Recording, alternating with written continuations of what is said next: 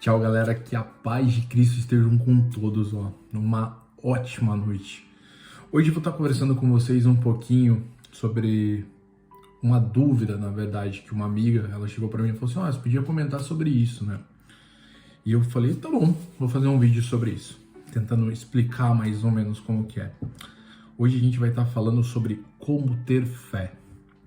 Isso é um tema, se a gente parar para pensar, que muitas pessoas entram em conflito, porque todo mundo fica naquela tipo, mas como que eu posso ter fé? Como eu posso acreditar em algo que eu não enxergo? Como que eu posso sentir que uma semana eu estou bem com Deus, a outra semana eu estou bem, então quer dizer que a minha fé, eu não tenho fé?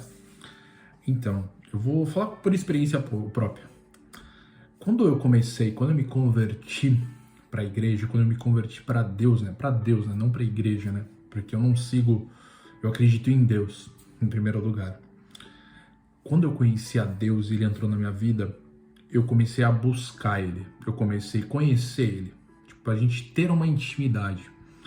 A fé, você começa a surgir esse teu início de fé, principalmente quando você ora, que é o momento que você tem mais intimidade com Ele, é um dos principais momentos, né? E quando você faz jejum, quando você se aproxima, pode ver que Jesus, sempre fazia jejum, ele fez, naquela passagem que ele vai pro deserto, então que o diabo atenta ele, então assim, mas é nesse ponto que eu quero chegar.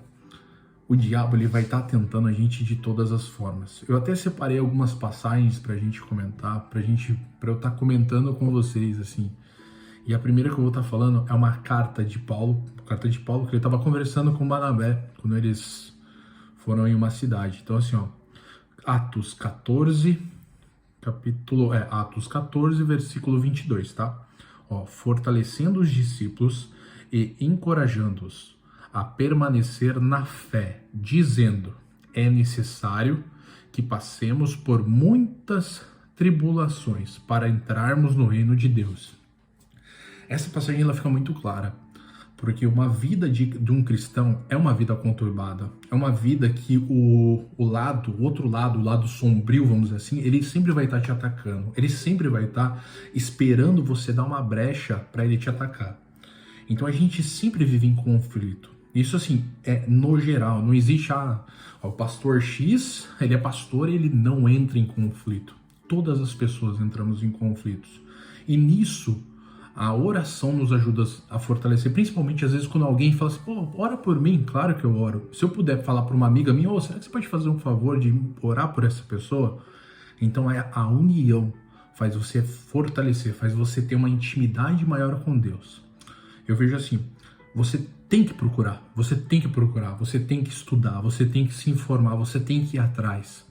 Quando a gente abandona Deus de lado, a coisa esfria. A mesma coisa quando você está num relacionamento, quando você às vezes está conhecendo uma pessoa. Se você simplesmente para de fazer as coisas, esfria. A coisa fica meio mora, não vai funcionar, entendeu? Agora, quando você vai com intensidade, as coisas funcionam. E assim, Jesus, ele sempre dava umas pegadas nos discípulos, porque sempre ele estava cobrando para os discípulos. Tem aqui, em Mateus 17, Jesus respondeu, porque a fé de vocês é pequena. Aqui conta na história do grão de mostarda, que fala um pouquinho mais sobre a fé também. Só que assim, Jesus, o ponto que eu quero chegar, é que ele cobrava dos discípulos. Vocês têm que ter fé, vocês têm que ter fé. Então assim, ele sempre estava cobrando. Homens de pouca fé, homens de pouca fé. Então assim, Jesus, ele nunca foi a favor que tenhamos uma fé pequena. Ele deseja que tenhamos uma fé madura. Então assim, ele quer que a gente fortaleça a nossa fé. Assim, a gente consegue ajudar outras pessoas. Assim, a gente consegue fazer outras coisas assim a mais. Assim, eu não estou apto a isso porque eu estou começando agora, vamos dizer assim, eu não sou pastor também, apenas estou seguindo o meu chamado e conhecendo o que Deus tem para me mostrar. E para fechar, aqui já é um pouquinho mais polêmico.